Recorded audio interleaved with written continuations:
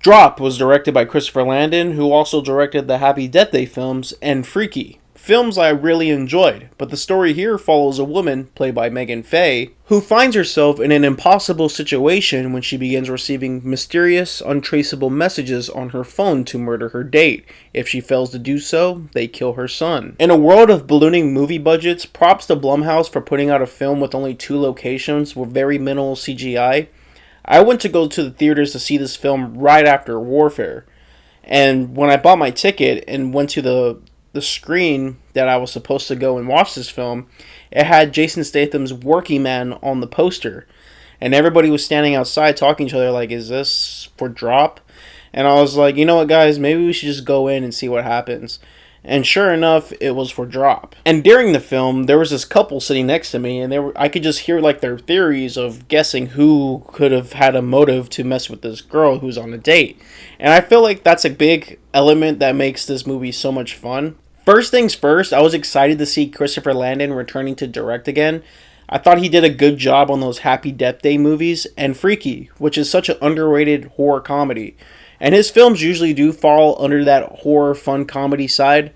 And so I was curious to see what he was going to do with a more serious thriller. So many sick camera shots, amazing layouts, and epic editing. I was surprised how endearing the 2 leads were. They didn't come off as corny or forced at all. They're convincing, awkward, and believable. It won't blow you away story-wise, but it is a must-see to appreciate its style and suspense. I think a big thing that holds it back a little bit is for those who've seen the trailer, because it's one of those trailers that shows basically the entire film, except the reveal of who's sending her all these messages. It felt like a mix of The Invisible Man that came out a couple of years ago and Phone Booth. It utilizes its confined location, mounting up tension.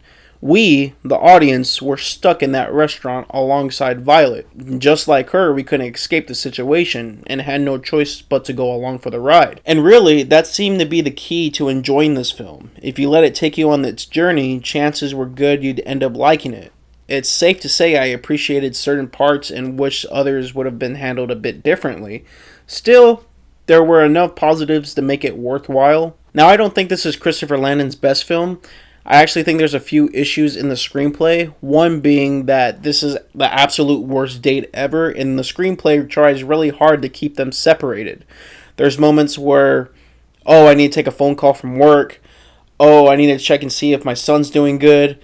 Oh, I need to use the restroom. Someone faints on the piano, and they're like on the opposite side of the restaurant. And there's so many other people that could have went up to that guy, but the person sitting at the table with our lead star gets up and walks across the entire restaurant to go help that person, which is a good act. He's a good guy and it shows it, but it was like, oh, I'm gonna go help him real quick. But he just takes off, and it just becomes apparent at this point in the film, because it happens midway into the film, that it's just trying to get them separated so that she could check her phone if she has more messages. I don't critique kid actors. I don't expect Academy Award winning acting from kid actors. My lord, my love, kiss me with the kisses of thy mouth. Except that kid.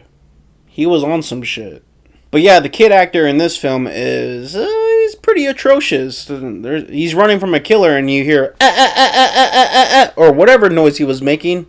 He doesn't seem believable at all. He looks like he's actually having fun that there's a freaking psychopath in his house trying to kill him. Now, this next thing I'm about to say contains a big major spoiler. So if you don't want spoilers, click off of this video and come back and watch the end of it. The ending twist / reveal was a bit underwhelming, but terrifying, because everyone knows that nothing's more terrifying than an old guy knowing how airdrop works. Drop is not a masterpiece, but if you want to shut off your brain for 90 minutes and enjoy a fun thriller, I think this will do the job for you, and that's why I'll be giving it a 3 out of 5 stars.